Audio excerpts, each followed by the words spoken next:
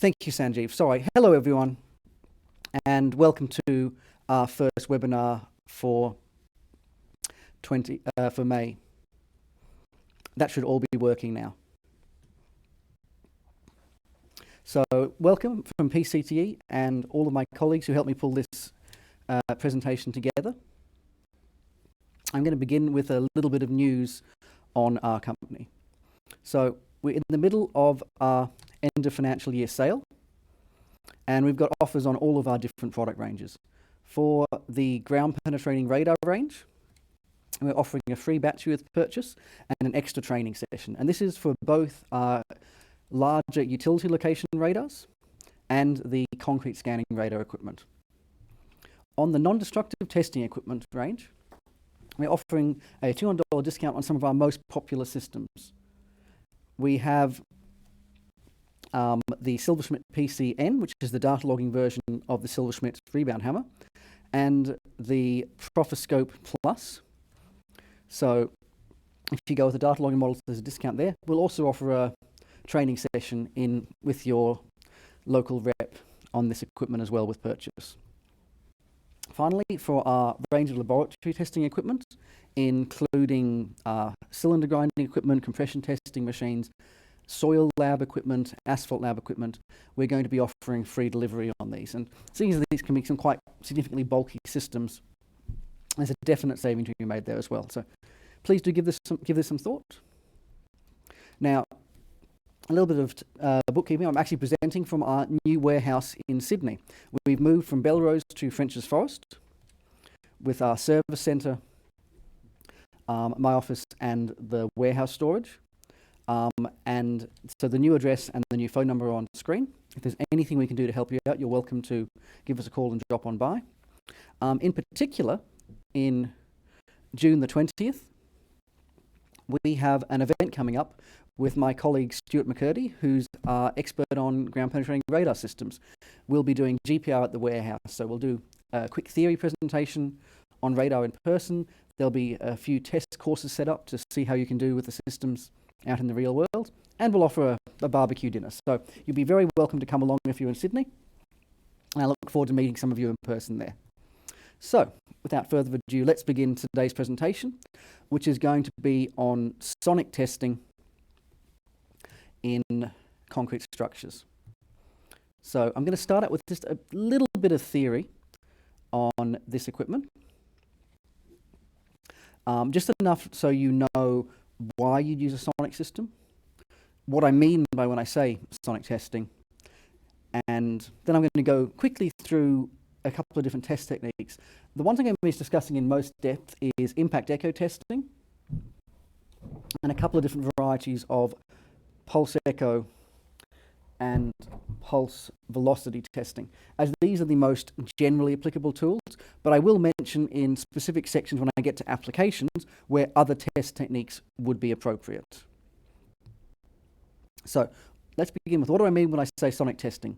We're going to measure and record seismic waves in our concrete element. So it's not going to be like a radar scan where we send an electric pulse. We're going to physically impact or in some other way get motion, wave motion into the structure, and we're going to use that to tell us something about the material properties of that structure or the way it's been built or its internal constitution.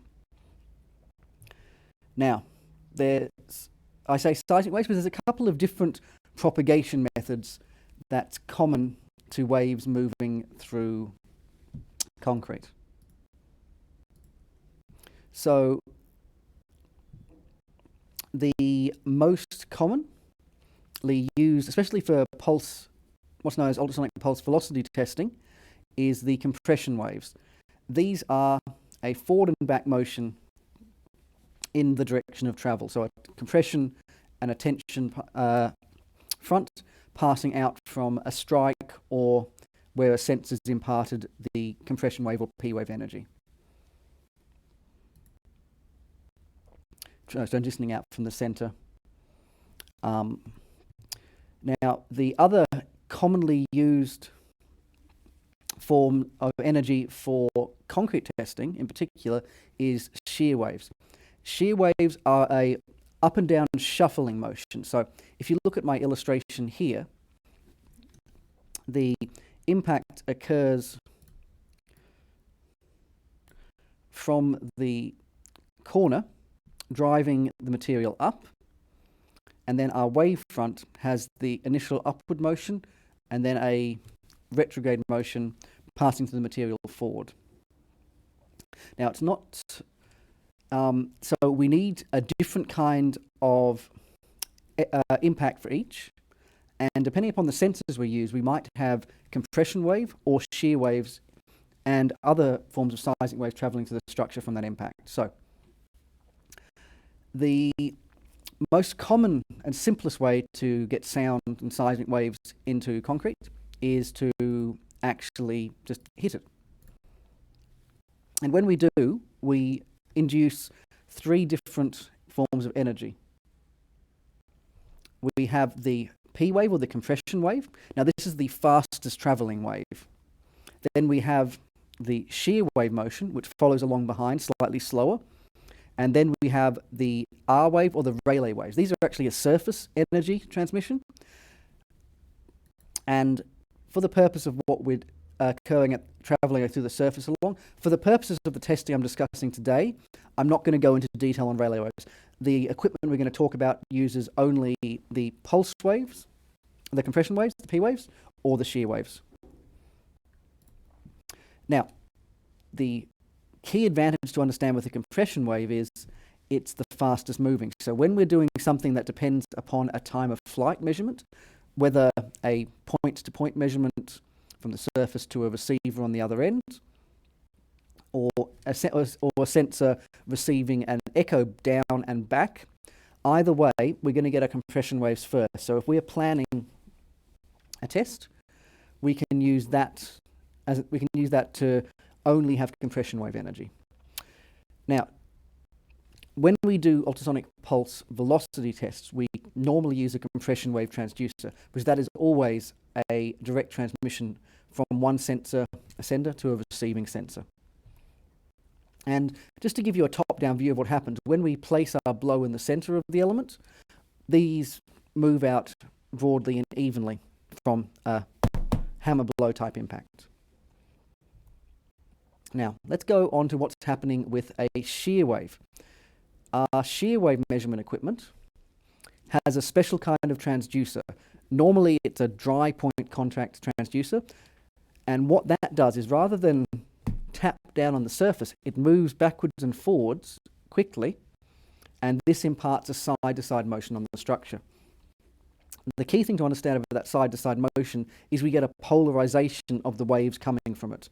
So in the path of where I've laid my sensors, so we have only the shear waves appearing on that scan. We have there's no compression in that direction, so there's no compression wave, and the Rayleigh waves don't propagate either. And similarly, so that's perpendicular to the motion of those sensors. So when I'm using something like a pulse echo array, those are normally built using shear waves to take advantage of this and isolate only the shear waves in the test. So now all of the sensors that form our array can be stacked out along the line of polarization. What does this all mean? What are we actually going to do with these tests? So what we can do with this is we build different hardware. So we'll take receivers and we can build them into systems such as an impact echo test set, which has a built-in impact and compression wave receiver. Or we can build equipment like pulse echo arrays. So this is a shear wave array with several sets of 3 sending and receiving point contact transducers.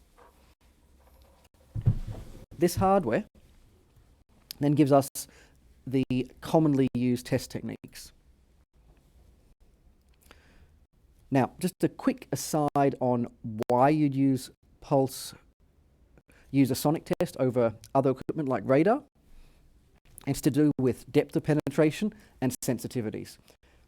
The commonly used ground penetrating radar is quite sensitive to metal. It really has a good signal to metal in a structure, but it's a lot less sensitive to air voids or the geometry of the structure, things like the rear side of a slab or the bottom of a foundation. So if I run a radar, I'm going to have a really good signal for each of my reinforcing, and we might get a bit of signal from the bottom of the slab, but we're not getting enough depth penetration for a deep foundation. We can get a shallow foundation with the ProSec GPR if it's within the 750 mils, but for very deep foundations, like a 1 meter pad foundation or something as deep as a pile footing, we'll need to use a sonic test. We're also going to have much better sensitivity to air voiding and delaminations and gaps inside that structure with the sonic tests. So they're two sides of the coin. When we want every possible bit of energy back from our test method, we match it to the technique. So when we want to get all of our energy back at air, so a delamination, whether it be due to corrosion or a poor bond, or air voiding such as honeycombing or poor consolidation during casting, an ultrasonic technique is very powerful for that. All the energy comes back. But if we were to use radar, most of the energy travels on through. So this is both sides of it. When we actually need to see past something like an air void to what's happening behind it, we'd have to use radar. And similarly, if we want to see past metal, we'd have to use a sonic test, because if you get enough metal in front of a radar system, it's going to block that signal coming through. So we use radar or cover meter systems to locate rebar and to find metal objects, and we can do that quite quickly. But when we need a really good idea of voids, delamination, or a really quick and precise thickness measurement, we're going to reach for a sonic test every time. Now, there are some limits, like with everything.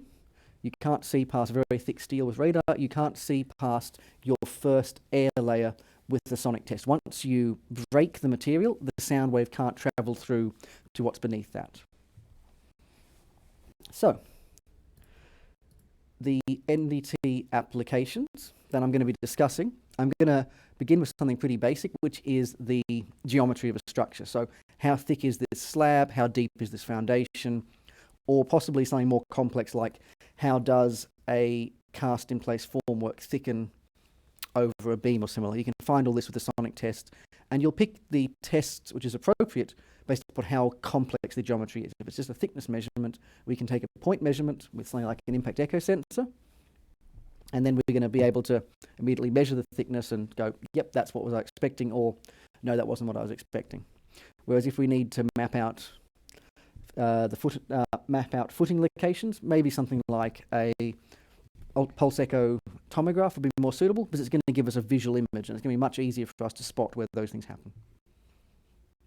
The next one I'm going to talk about is voids, small and large. So this is everything from small points of poor consolidation, so bug hole type issues, running up to large void formers or really big masses of honeycombing.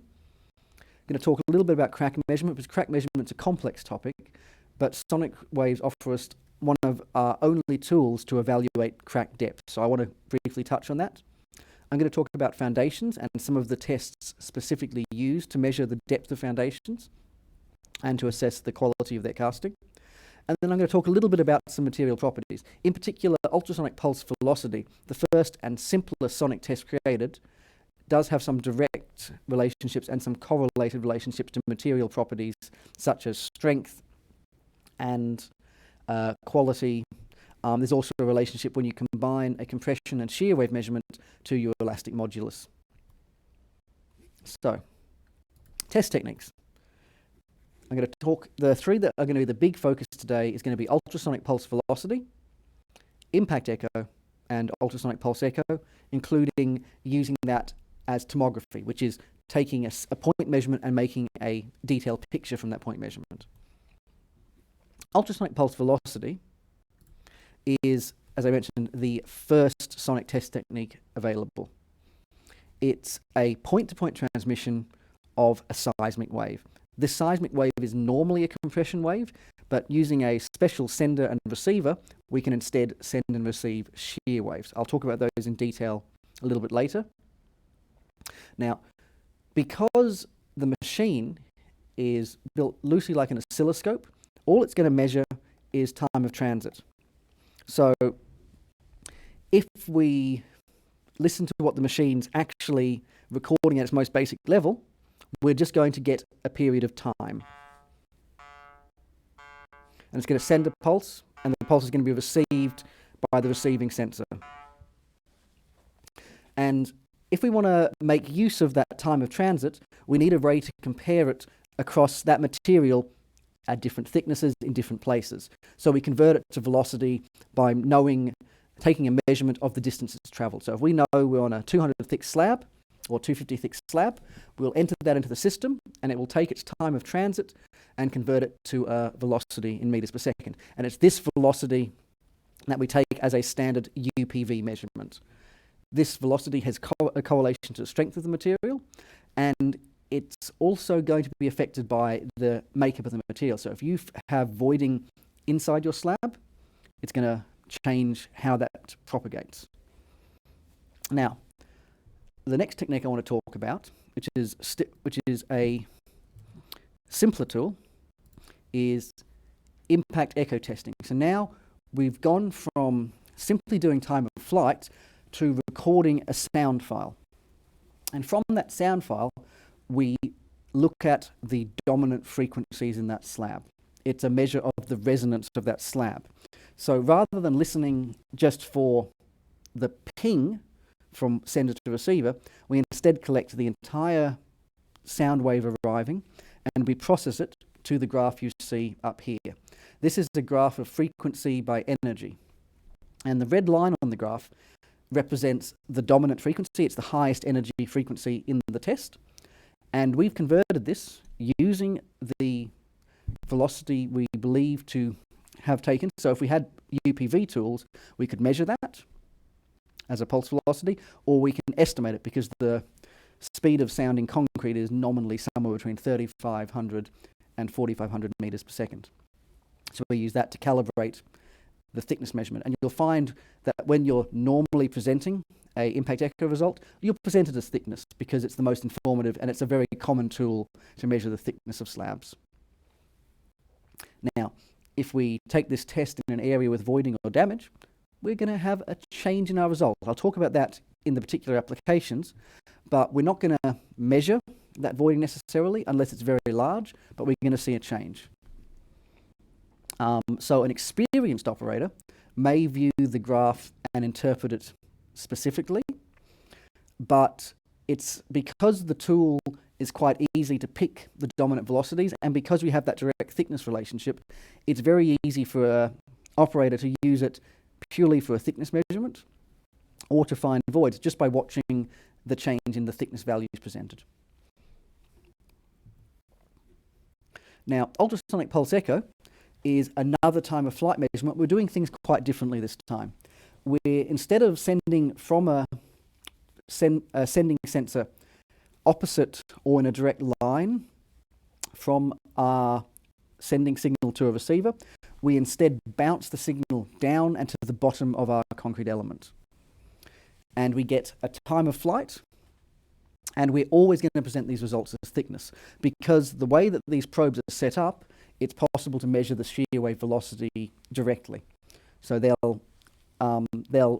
if you don't have a pulse velocity tool set, you'll still get a good thickness measurement because the sensors themselves will set themselves up and present thickness. It's a single point test normally, and it gives the depth of the closest something, normally the bottom of the slab, but if we had significant voiding, that would be our closest target, and it could bounce the energy back in some cases. Now, if we have a delamination, a nice flat plane, it will bounce that energy back to us. So we always get a thickness, and that thickness is usually, except in the very top surface of the slab, a direct measurement. So if you get a void at 40 mils, so I say 100, if you get a void at 100 mils into a slab, presented on a pulse echo test, you can take that depth information as well as the presence of the void underneath the test head. Now, these are almost universally a shear wave test unless we're using it for something like research purposes. So and they're very powerful for tomographic imaging. So tomography rather than taking a single test and measuring time, we take dozens and dozens of tests and we stack them with a color code in a line next to each other, and we do some processing using what's called synthetic aperture focusing to make it a one-to-one representation. So for the test block presented here, the sensor's returning thicknesses and void positions in each slab. We can also see a little bit of shadowing underneath the voiding, which is a characteristic of this kind of testing. Now, this particular test on the right was collected by moving a sensor from left to right over the top surface, but it's possible to take this kind of measurement as an immediate picture using an array system like the Pundit Live system I've got here. So this machine collects tests on each of the receiving channels and makes the image immediately, rather than needing to process that by moving the sensor point to point with a half a centimetre or a centimetre spacing between tests. So that's primarily a improvement in speed of testing. So let's begin going through our applications. The first application, the simplest application, is a measure of thickness. Tests that only look at a single point measurement are very good for thickness because you can set them up over a grid, take a thickness measurement at each point, record that, and then you have a fairly clear picture of the geometry, and you haven't spent too much time on site getting that information. Now, with the tests that I'm going to talk about here, you need only access to one face, because if you could access both sides, you could measure the thickness. But if it's a slab on ground, or you can't access the top of a system ceiling, then you can use these tests to measure your thickness without that access. So you only need one face of normally bare concrete. It could be coated with something hard for tests like impact echo. Pulse echo really does benefit from having access to a bare concrete. So like all these tests, we need to get our sound waves in. So something like a carpet's going to stop that going through. Now, impact echo is a really quick thickness test, because you can place the sensor on the slab, press a button, collect an immediate thickness measurement, and it's not too hard to, with just a little bit of time, selecting a grid spacing to collect a grid of data. So on the top right here, I've got a graph taken using a concrete thickness gauge system, which was just quickly collected in the software and plotted up using RStudio. You could also plot that in Excel. It's very easy to get these color maps pulled together once you've taken your measurement with the system. And again, it's each of the dots of color is simply a single impact echo test where the dominant frequency has been picked. Now, we can do the same thing with an ultrasonic pulse echo system. So ultrasonic pulse echo always presents its results as a thickness. So this is a similar top-down graph on a grid taken using a Pundit PL200. And the software will produce that graph internally. And this graph is another graph from the Pundit PL200, where they've moved the sensor point to point over the surface, but on a much closer spacing. So now it's a tomographic image. So this graph has spacings at about 100 millimeters, at 100 mils between tests. So it's a broad picture of the thickness at that point. Whereas this chart has tests at about 10 mils or 5 mils. So it's actually a physical representation of the internal structure of the concrete. And that's the big difference between point measurements and tomographic measurements. Point measurements characterize a point. Tomographic measurements create a picture of the internal structure. Now, we can continue with our tomography, and if we pull out an array, we can get very broad areas very quickly. So that was 6 meters taken using a little camera built into the array, which stacks measurements one next to the other. Now, there's a little bit of defect found as well. I'll talk about that in a second, but we've got the backor reflection in each scan as well. So we're characterizing that very quickly, very simply.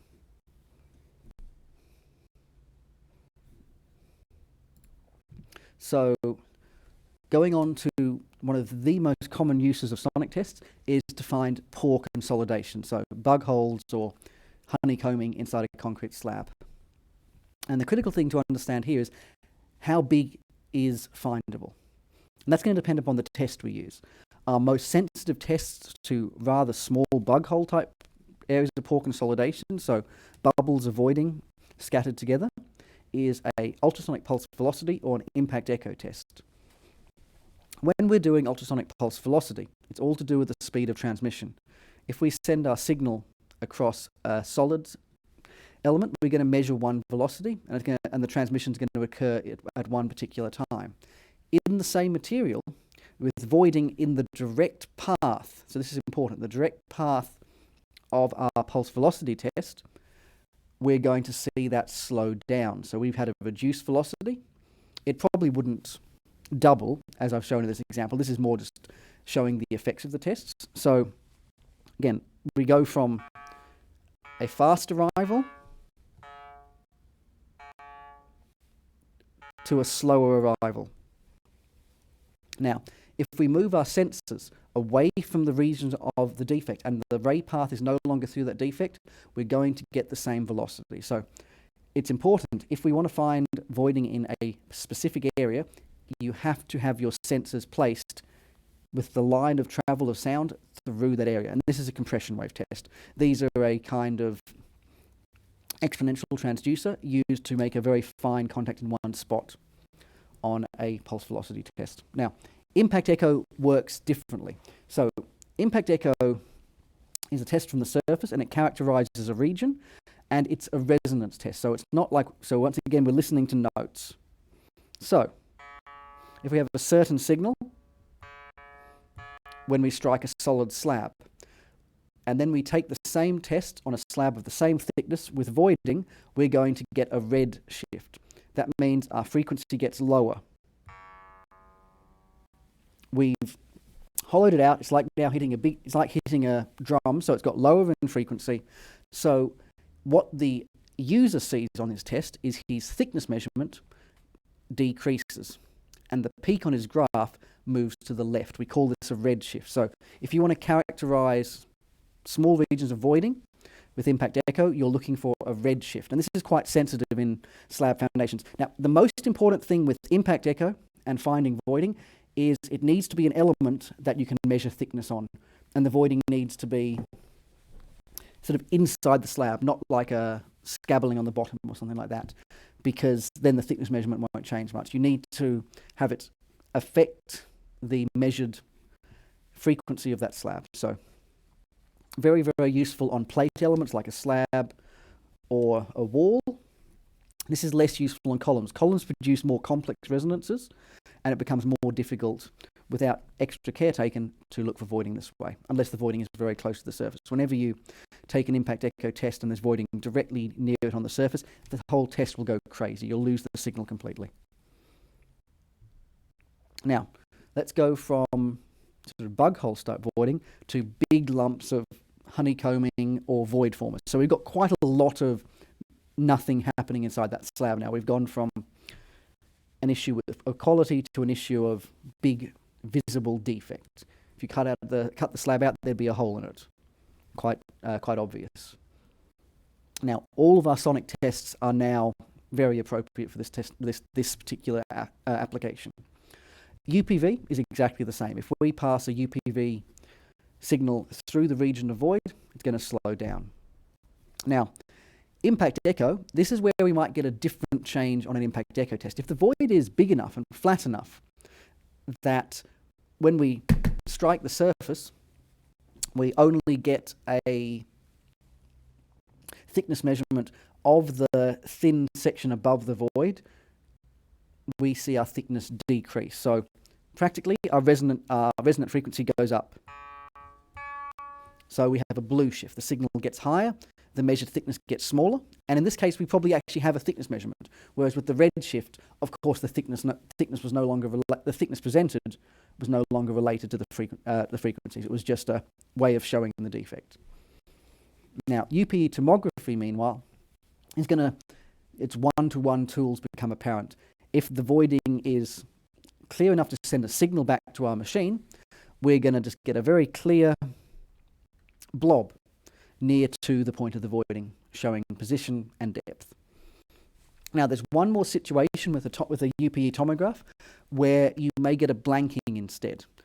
Because we're reliant upon the signal bouncing back to us, and shear waves are quite good at bouncing, we need that bounce to take a measurement. There's another characteristic that happens, and that is a blanking. If you see beneath our void here, we have a section of nothing, whereas on either side, we have a back wall reflection. We've got a thickness measurement. So if we have a really sort of open void, which isn't sending enough energy back to our sensor to show a blob, or it's too close to the bottom, we're instead going to rely upon a blanking, a loss of energy to the signal. So in this case, there has been corrosion and there's been spalling at the level of the lower reinforcing.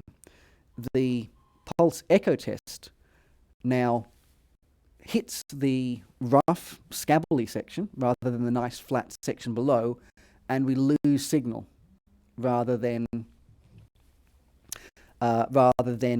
seeing a blob. So this is this is a situation where we can spot it, but the operator needs to interpret it based upon signal strengths rather than upon physical positioning. Now, crack measurement is one of the most complex tasks we can do with sonic techniques, but sonic techniques at least offer us the ability to take a crack measurement. There's not many other tools that give us this information. The simplest technique relies upon using a ultrasonic pulse velocity sensor, but we're going to use it a little bit differently. Rather than sending a signal through the structure, we're going to send the signal across the top surface. And we're going to do this over the region of the crack. So to take this test, the first thing we need is we need enough space to get our sensors a fixed width apart, or in the case of one technique, a fixed width and then double that width apart. If we can do that, and if the crack's assumed to be vertical, some trigonometry gives us a mathematical relationship of crack depth to spacing and transmission time. So practically the time to this sensor position is recorded, then the time to the wider sensor position is recorded under this measurement technique, and then that is used along with the physical spacings to calculate a crack depth. With this arrangement, we keep our sensors fixed, but we take one measurement without the crack there, and then another measurement over the top of the crack. So we've recorded speed of transmission through sound concrete, and then speed of transmission over top of the crack. And similarly, we use that to evaluate a crack depth. In each case, there's the math, and this is the formulas that's used, but the hardware itself can do these calculations and will guide the operator through the test and present them with the crack measurement. So it's a simple assumption based on geometry, and it assumes that there's enough opening in the crack to let the sound travel past. Another tool used for crack measurement is if we have a tomograph and we turn off some of the image filtering they do to clarify the image, we can see the presence of the crack. We can't really measure its depth anymore, but we can see it's there. And this can be really useful if we're doing a test after we've filled with an epoxy to see if the epoxy's been successful.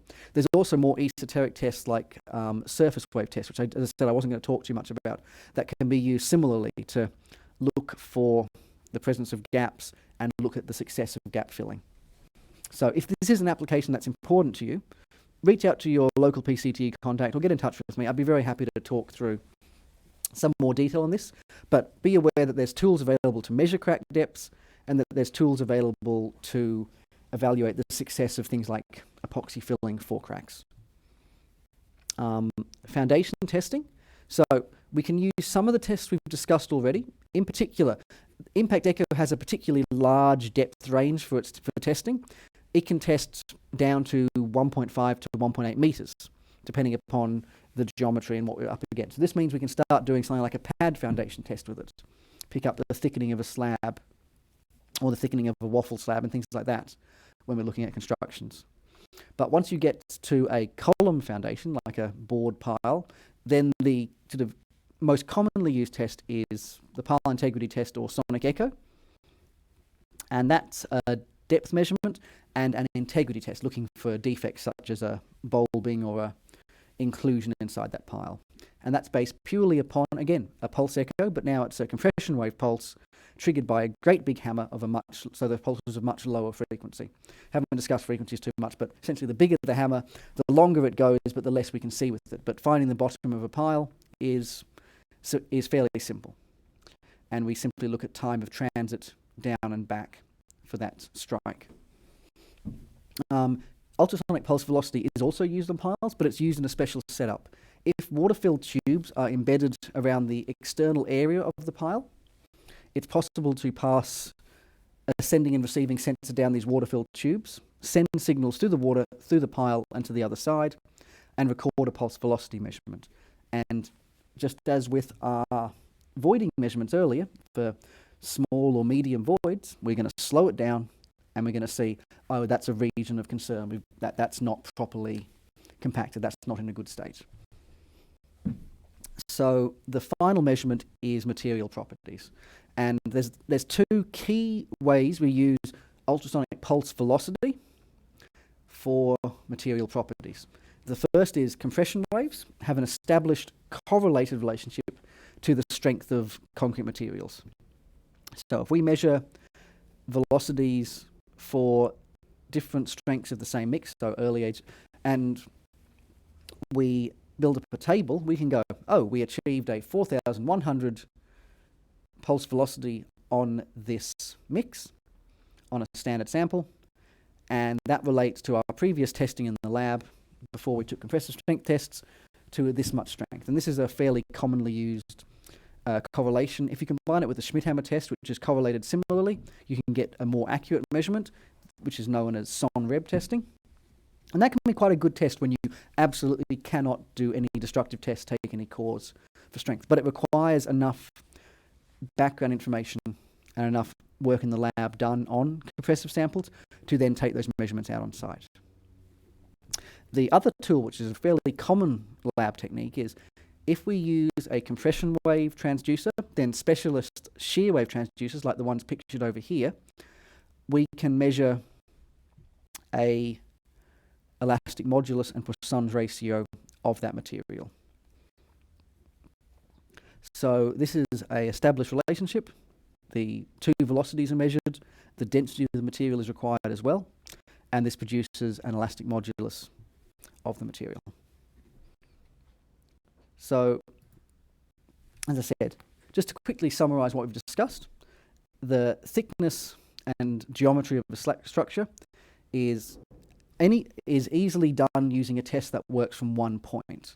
So impact echo, ultrasonic pulse echo, or ultrasonic pulse echo tomography is very effective. And if it's a simple one, a simple test is appropriate. But for very complex topographies, then your pulse echo tomography is more useful because the visual picture is much easier to interpret.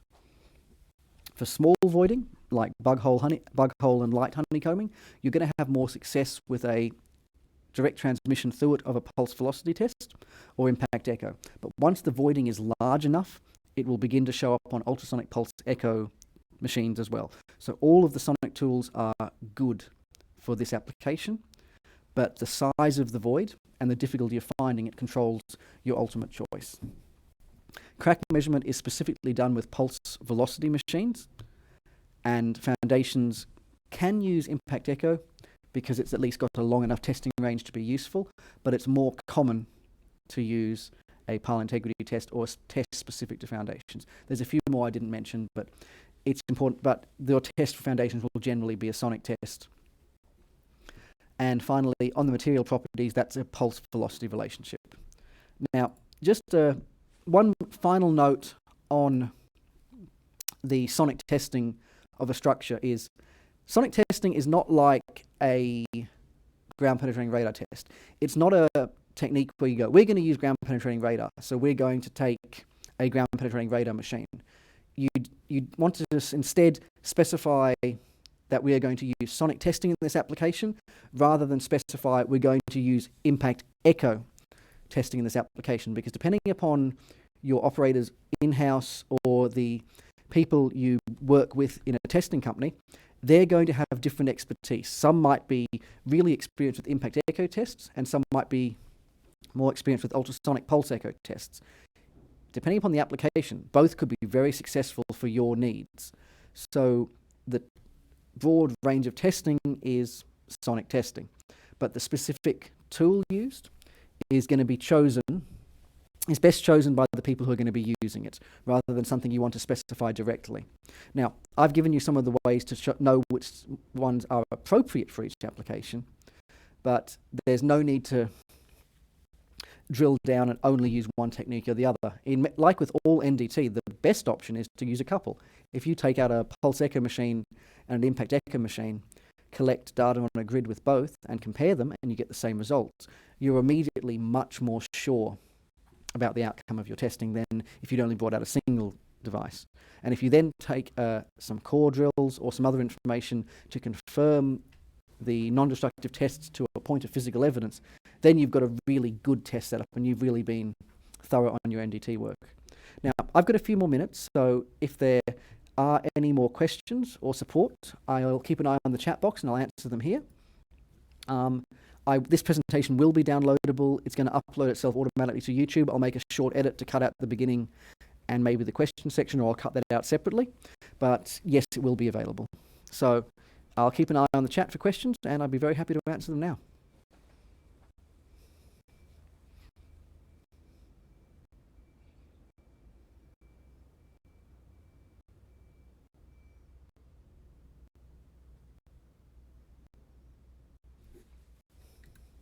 Now, if you don't know where to put questions in, it's on the right-hand chat box inside the YouTube window. So if you have your YouTube maximized, you can bring it down to a window view, and on the right-hand side will be the chat box.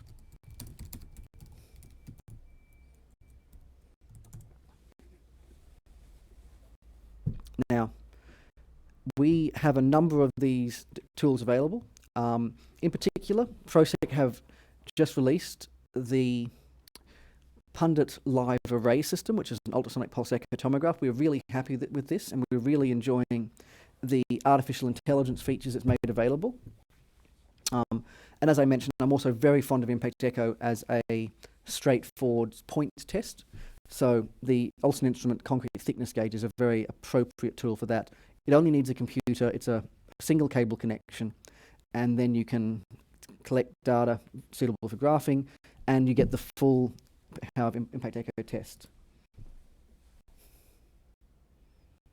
Okay, so I've got a few questions come through. One moment. Hi, PlearTube.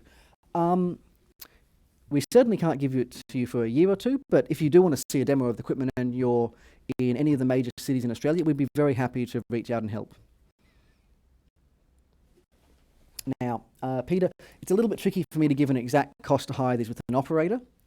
From our company, PCTE, we're suppliers, so the services we offer is equipment sales, equipment hire, and training.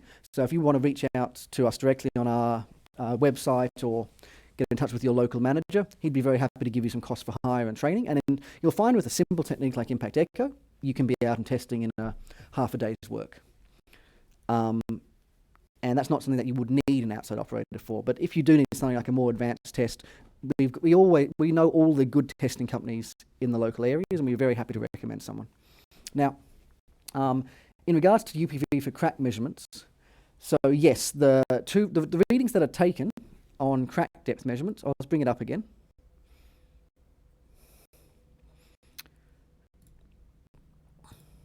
Sorry, one moment. So, coming back to crack measurements, you take your measurements with your sensors on either side,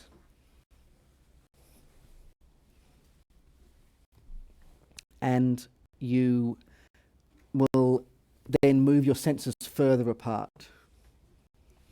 And then for one of the techniques, we actually move the sensors further apart again.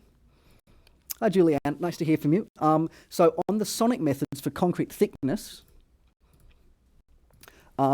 if you have no part of the structure to calibrate, is it possible, or is the variation of pulse potential velocity too high? Now, the choice of whether you 100% require a calibrated pulse velocity for thickness measurement depends upon two things: what you're going to use that information for, and can we be conservative? So if it's a critical decision, such as using the thickness measurement you want to design a load rating for a slab, and you need to know the thickness accurately, ideally you would make it possible to do that calibration in one point. You might drill a pilot hole to get one confirmed thickness measurement and calibrate from that. But if we can't do anything destructive, it can sometimes be appropriate to be conservative. I mentioned that the range of standard pulse velocities might be between 3,500 to 4,500 for a typical OPC concrete slab. So if we set our impact echo machine to a value of 3,500 on the lower end, it could be a little bit lower than that, but it's a conservative value, then you're going to be able to consider your thickness measurements conservative. And if we use that for our calculations and we come up with a load rating or something, and we feel safe that it cannot possibly be any thinner than the values we're using, then we've still got benefit from that machine because it's given us the ballpark we want to be in, and then engineering judgment gives us the final step. The final option is to use a different kind of tool. Something like a ultrasonic pulse echo system does have a shear wave velocity calibration from the surface. It's not perfect, but it's a lot easier than trying to take a compression wave velocity using an impact echo test machine. So that could give you enough information to get the level of precision you require. Now, when I'm talking precision, something like a properly calibrated impact echo test system where we do have a couple of points of known thickness measurement, we might be within 2% there. But things open up quite a bit when we don't have the ability to take that measurement. Now, so I'll just say one more thing about calibrating pulse velocities. The key thing you need to know is the thickness. You don't necessarily need two machines. You don't need to have two-sided access to a structure to calibrate your pulse velocity. You just need to know a thickness measurement. And if your machine is presenting a value too high in thickness or too low in thickness, you can adjust the velocity until the measurement at that point gives you the correct measurement. So it's absolutely critical to know what you're using the tests for. If it's a rough test, to know are we on a slab that's 100 thick or 200 thick, and just for information, then maybe we can be slightly rougher on calibration. But if that's being used as important input to decisions, then some calibration should be taken, or maybe a different tool used, which can be appropriate for that particular testing situation. Do we have any more questions?